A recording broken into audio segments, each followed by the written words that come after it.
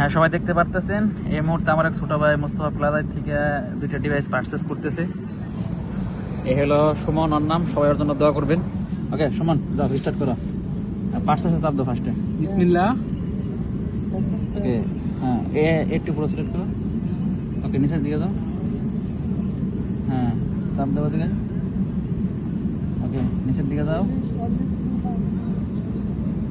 হ্যাঁ, বাইনারি চাপ দাও। ওকে, ওই জায়গায় 1 এর জায়গায় 2 লেখো।